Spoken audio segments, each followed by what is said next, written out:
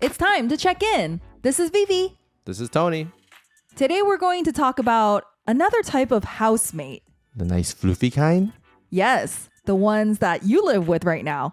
We're talking about doggos. Boo. Why are you booing? I'm team cat.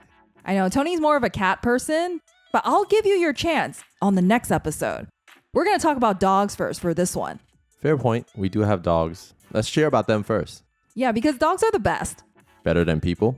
I actually think so. Spicy take you got going there. Well, I have 2 dogs, and I had them before I met Tony. I have one bigger dog, a golden retriever, and then I have one small dog, a terrier mix, which was kind of a rescue that I found in my yard. That's very weird. Usually people don't have 2 dogs of different sizes. I didn't really have a choice. I've always liked bigger dogs more because I felt that bigger dogs are sweeter. They're big and floofy, nice to hug. They are heavy though. I wasn't sure if I could really lift my big dog after he was no longer a puppy, but I never really liked small dogs. I felt that they were always loud, they're yappy, they're mean. They have a small dog syndrome. You know, when you watch a small dog bark, sometimes they try so hard that they bark and they recoil backwards. It's pretty hilarious, actually. Have you ever seen that before? Every day.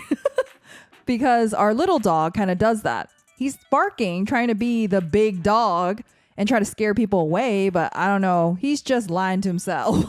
But you have experience owning both a large dog and a small dog. How do you feel like the difference are between bigger dog versus owning a smaller dog? Owning a bigger dog is more money. Because of their size, everything costs more. But despite that, I still do love big dogs a lot more because they're friendlier, but they do have a lot of energy. Versus a small dog, it is easier to be more intimate with them because they can sit on your lap. You can bring them to more places because it's just easier for transport or hide them in your bag. Please don't ever hide your dog in the bag and bring them to grocery stores or movies.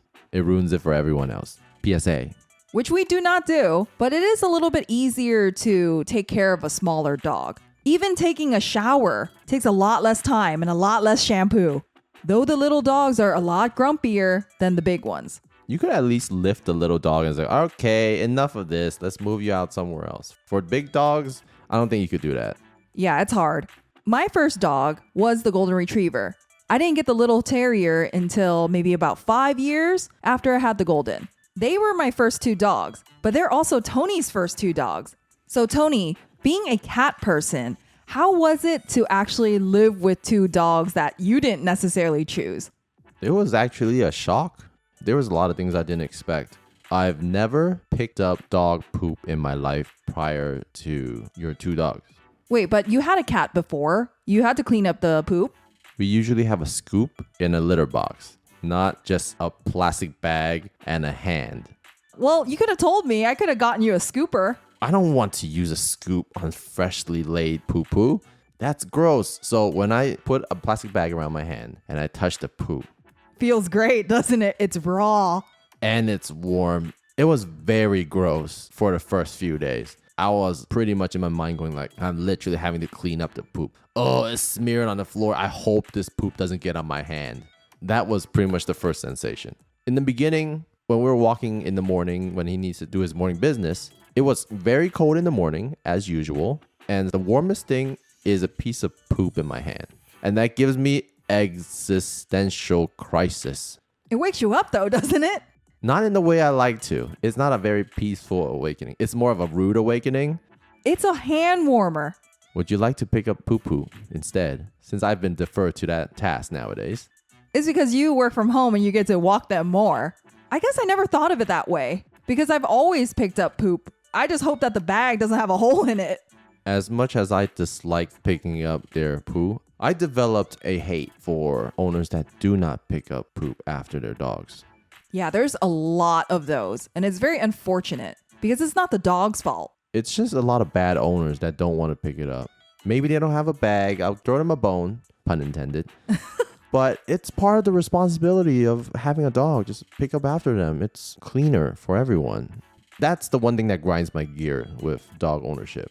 So you don't want to be that type of owner, so you always do it. I bring like 4 or 5 bags out with me every time I walk a dog.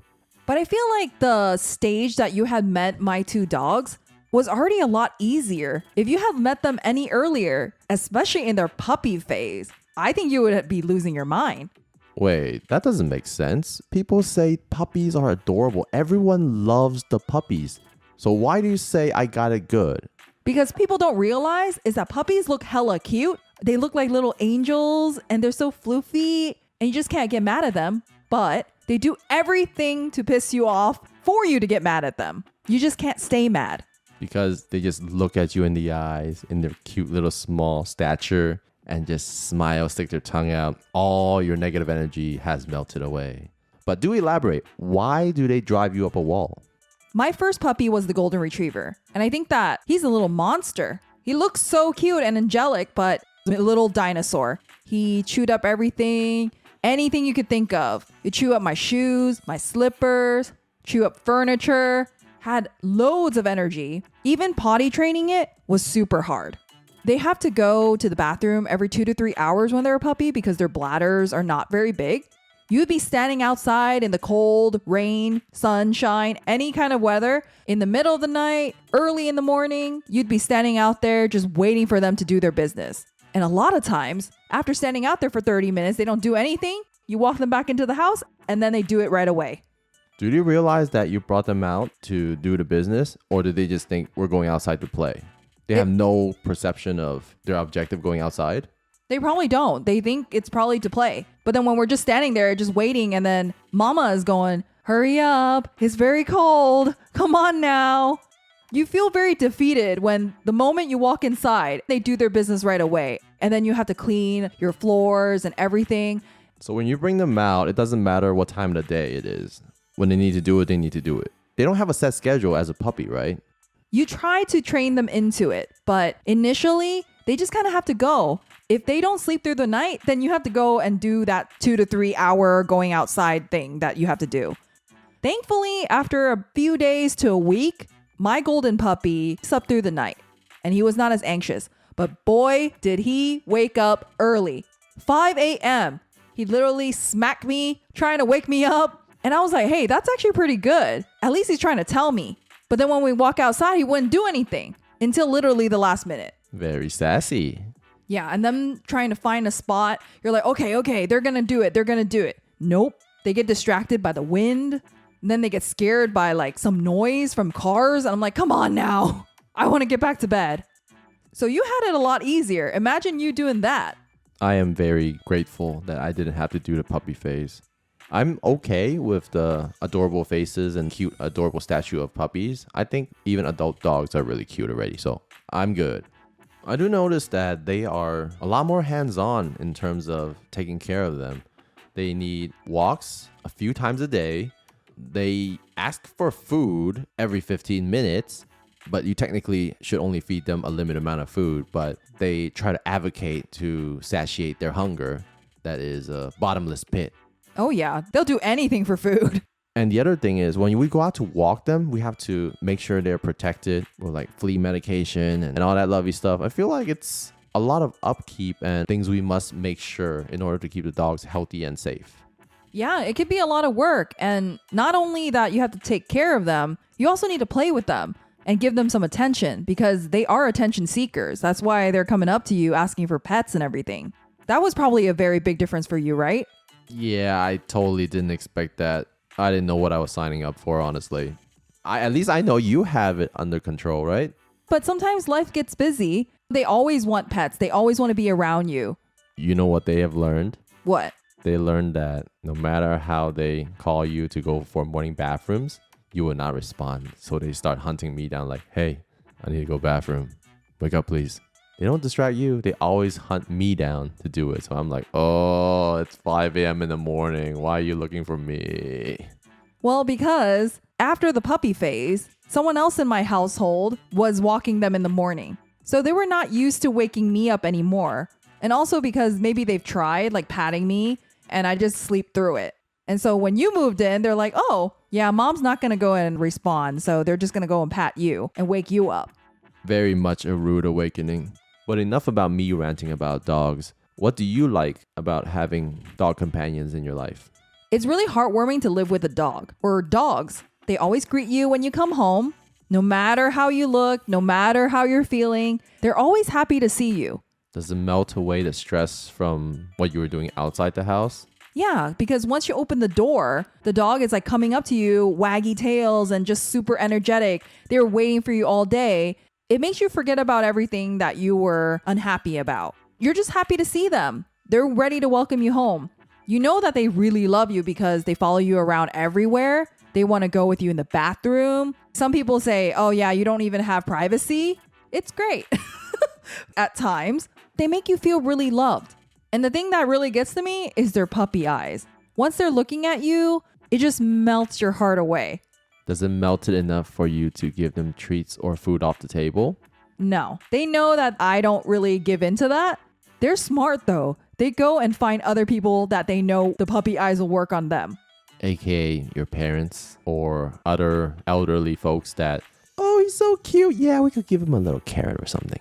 Yeah, and then the next morning is when I suffer because they got diarrhea. Well, your suffering is now also my suffering because it's pretty hard to scrape diarrhea off the ground. Sometimes I fear that the bag might rip when it's rubbing along the concrete. Oh yeah, that is a true fear. But another thing I really enjoyed was having a companion I can cuddle to sleep. Initially, I didn't really let the dogs on the bed, but the golden retriever would jump into bed with me after I fall asleep. So I couldn't really correct the behavior and I just kind of gave into it. Dogs are really warm, so they kept the bed warm and they slept next to me. They didn't really let me cuddle with them initially. And then later on, the small dog came and we all slept in the bed together. But what I didn't realize, nor did I plan for, was after Tony came along into their lives. Yes, I too need a seat at the bed. They were always used to sleeping in the areas where Tony was sleeping. And they felt like they had seniority. So pretty much the golden took Tony's leg room and the little terrier took Tony's headspace because he just slept on his pillow. And I do yoga every night. Trying to avoid the places the dogs are. Man, you got it good. They leave you room. They don't leave me any space. Well, it's because they were used to sleeping next to me. I have to say that I also had some of that initially too.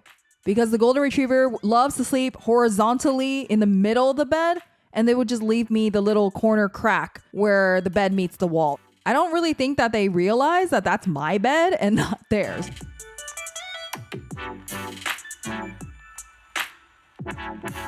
So Tony, you know how like we talked about cleaning in the previous episode? Was that a shocker to you, having to clean up after a dog living with you?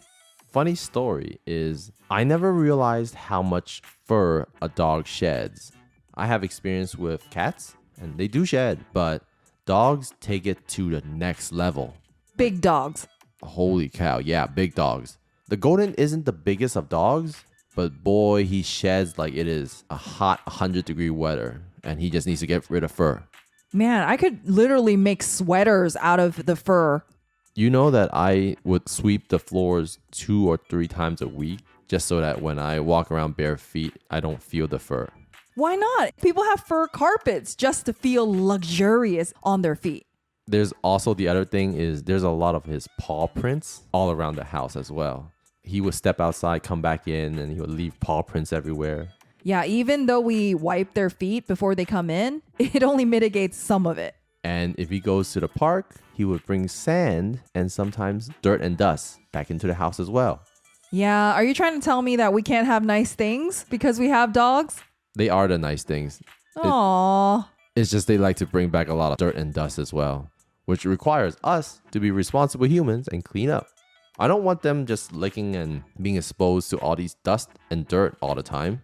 So it just makes me increase my cleaning cadence. Yeah, which Tony was trying to tell me about when we first moved in together. He blamed it on the dogs, and I'm like, damn it. That was my key success to winning the argument for that one. You just took advantage of the fact that I love my dogs and I want to keep them safe and happy. But when we live with a dog, dogs are very charismatic. They're very cute, but they also are very derp sometimes. Like, there's a lot of derp stories about doggos. We should share them here. You know what? When I first got a golden, people were saying that they're like really smart. They're one of the smartest dogs out there. And then I'm like thinking, really?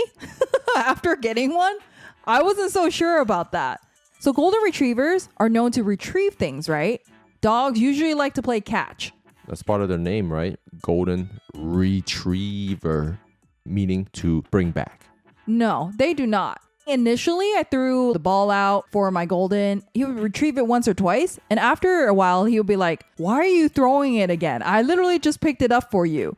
And when we would go out to the dog park, I would throw the ball and he would run after it, but I would have to go get it. He would not go and retrieve it. So all he does is he goes to the spot where the ball lands and be like, right here, the ball's right here. Please come and retrieve. Yeah, and then he'll run away.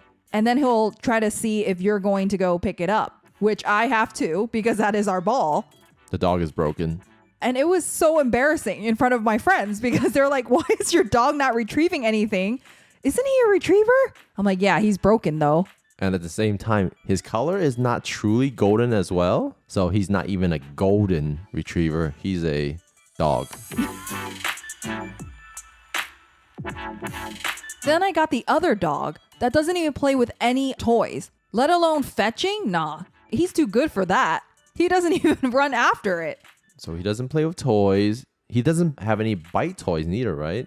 No, he doesn't like it. He only likes biting your shoes. Oh, I lost a few pairs of shoes to this little stank. That's your nickname for him.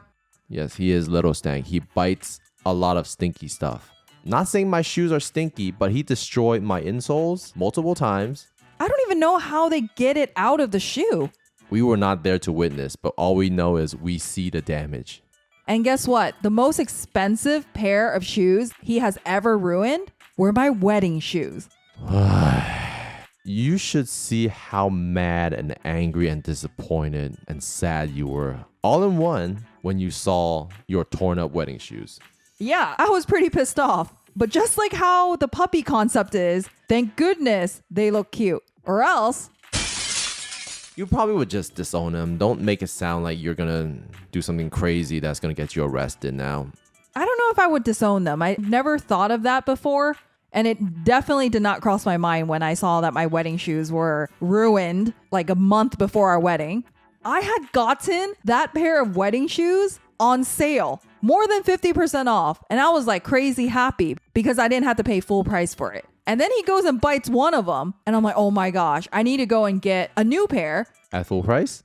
No, I still got it at 50%, but technically now I have 3 shoes for the price of 1 pair. I guess I still got a deal, right? Buy a pair of shoes, get 1 shoe free. And not only does he bite shoes, the little terrier is a little creep. When we are not home, he goes into our bathroom, he jumps on our laundry bin, knocks it over, and then he'll go and find your underwear and bite the crotch out. That is some very creepy thing to do. And at the same time, is he trying to send a message that he's gonna bite your crotch off? Oh, I didn't even think of that. There was this one time in his little bed, in the crevice, I was like, oh, what's that little black thing? I go and try to pull it out, and then I find it's my underwear. My not so originally crotchless underwear. Ooh, sexy. I don't know what's wrong with him, man. That's just his tendency. He doesn't play with toys. He doesn't play with other dogs. All he wants to do is bite underwear and shoes. No, he also bites some other stuff. I have some collateral damage as well. He did bite a lot of paper. He likes paper for some reason. Yeah, and guess what? Money is paper too. Yeah, he bit my money. I can't believe I left some bills laying on the table. He decides to jump on it and starts eating it. I'm like, really? Can I convert this to dog food first before you eat it? But no, you just want to go straight to the source, eh?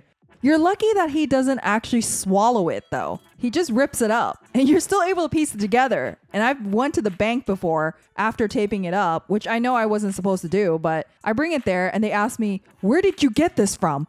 I'm like, from my house. My dog chewed it up.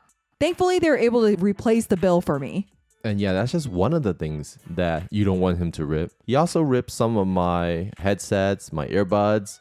I think he swallowed some of those earbud plastic pieces. I was like, wow, that's not food. Seriously? Yeah, and we're talking strictly the little terrier, right? But the golden is also not innocent in a lot of these things. During the pandemic, both of them would be like trying to bite toilet paper. That's what they were playing with. And I'm like, dude, there's already a shortage. Don't do this to us. We need this. We're about to lock up toilet papers like it's medication at a Walgreens. That's how crazy it was. Yeah, and there's this one time that I couldn't find a stress ball that Tony had brought home. And I was super confused. I was like, oh, he was playing with it just that night. The smart golden would not swallow the whole thing. How would he be able to swallow it? So I was looking everywhere for it, but I couldn't find it. The next morning, guess who was picking it up with a plastic bag? there it was, all bitten and shredded. I'm really glad he didn't swallow the whole thing, though. He kind of did swallow the whole thing.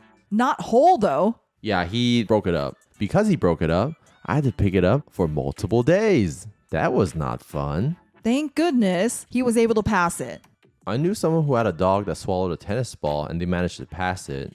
That must have been a very scary moment for them. All that's going through my mind is, thank goodness it was not my dog's. Imagining that tennis ball coming back out the rear end sounds super painful, dude. I'm actually flinching when you said those words. No, thank you. Ew.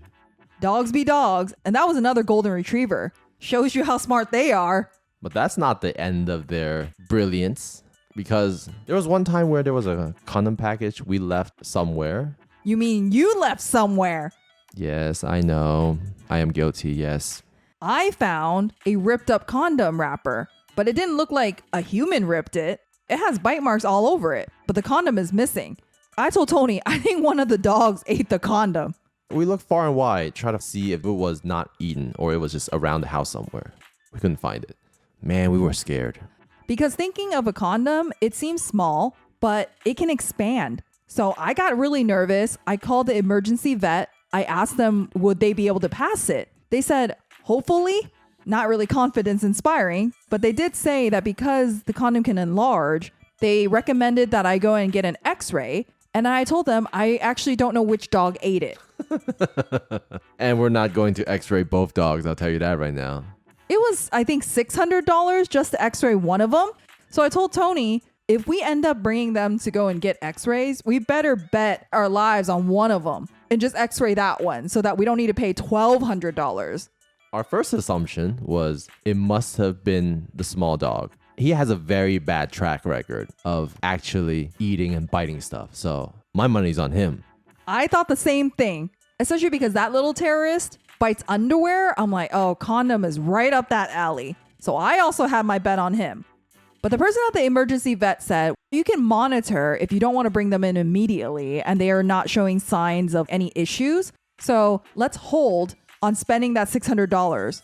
We just eagerly wait for them to poop and we observe and look at the poop and see if there was a condom in there for the next few days. Like true creeps.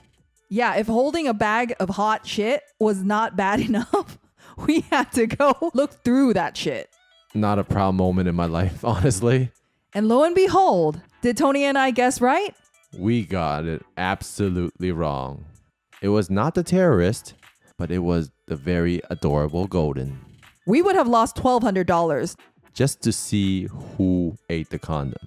Well, technically, if we had scanned the little terrorist first and saw that there was none, we probably wouldn't have scanned the golden. I think I was a little bit less scared if it was the golden. I was more concerned that the little dog ate the condom because, you know, he's a lot smaller. So obviously his stomach is a lot smaller as well. I was afraid he wouldn't pass it. That was a huge scare in our life. We didn't get any good sleep for a few days because of that. But that was not the only scare. The little one ate chocolate before. For those that don't know, chocolate is potentially lethal for dogs. I'm usually pretty careful with keeping chocolate around the house. But at the time, it wasn't my chocolate. It was my parents'. And when I saw that, I quickly brought him to the vet. Thankfully, it was within the hour and they're able to have him throw up everything. And it was dark chocolate too. He ate quite a lot of it. It could have killed him. And no, we are not negligent dog owners. It's just he has a better nose than we all expect. But speaking of noses, why do dogs have to shove their nose all up in another dog's butthole and sniff? Like dogs have the most sensitive nose in the world, but they want to just shove it right up the stinkiest part of a dog. It's not just where their butthole is, it's also where their private part is. They're saying hi, and they just are sniffing where that other dog has been. That is very nosy of them, pun intended. And the funny thing is, my Golden's height was actually just around everyone's crotch area. And that's how he says hi too. It was actually very shocking when he did that to me the first time. I was like, whoa. I was more afraid he was going to bite it off. Be afraid. He was warning you. Be good to my mom or feel my wrath. No, he's a great dog. He loves me a lot. I'm really happy that even though the little terrier hates people, hates everything that moves, but he actually took a great liking to you. I feel like he loves you more than he loves me nowadays. No, we did this one test where we both run off in different directions to see who the dog chases. At the end of the day, the little dog still chased you. Both dogs still chase you. So deep down, they still love you the most. It's just I'm easy for them to, get something out of. Outside of them just living in our home and sharing our space, we do take them out for walks to parks, to malls, a little bit further out so they could enjoy activities along with us when we're living our daily lives. They do attract a lot of attention. When they're in the cars, we roll the window down. People are looking over, smiling. Oh, you just brought back memories of them dogs slobbering up the windows and just the fur all over the chairs and the seats. It's luxury and also doggy window art. You gave up. You didn't want to clean that thing anymore. You just were like, it is what it is. It's artistic. This is the type of art I understand. But they definitely get a lot of attention at the parks and even at the malls. I remember when I was still single and I only had the golden retriever at the time, I would walk him in the malls. It would gather a lot of attention from the people that walk by. And I was thinking in my mind, maybe I'll meet my future lover through my dog. Fun fact, you kind of did, but I didn't think he was cute. I thought, he's a big dog. I want to see if I could lift him. And I actually got an opportunity to lift him. Little did I know I was actually lifting one side of his chest and the other side I was holding onto his dick. He actually doesn't like to be lifted, but you're able to lift him and he was smiling. So I was pretty surprised at that. But before you came along, I really thought to myself, hey, maybe my dog will bring me my person. What person did he bring, eh? Oh, he brought people. He brought a bunch of girls. And the girls didn't even glance at you. All they did was, can I pet your dogs, with full eye contact. To my dog. They only talked to me because they wanted to ask for permission to pet my dog. And when I was at the malls, I would be surrounded by girls. And my friend was like, oh, your dog totally knows what he's doing because he's a guy dog, right? All he brings are the girls. He brings them girls to the yard. Damn right. He does it better than you. Hey. But after I got the little dog, he's like totally opposite. People go and look at him and they're like, oh my God, he's so cute. What kind of dog is he? But once they try to go and get closer or ask me if they can pet, I'm like, oh, no, sorry. He's not nice at all. So he's like a repellent. He repels everything. They both attract a different crowd.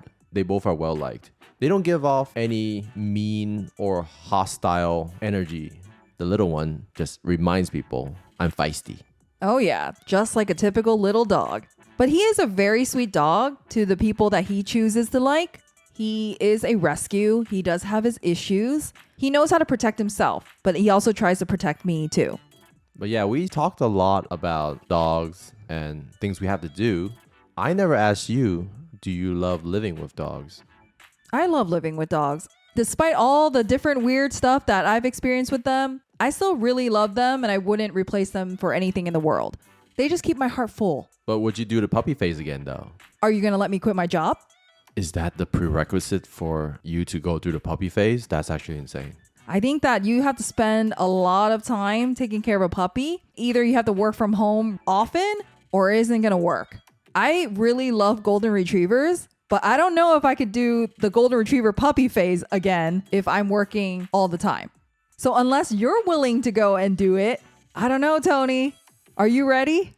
The only thing I'm ready for is to check out. I'm Tony. I'm Vivi. It's been a blast talking to you about doggos this episode. But catch us on the next one when we talk about cats. Tony's going to try to sell me. You know I will. Bye.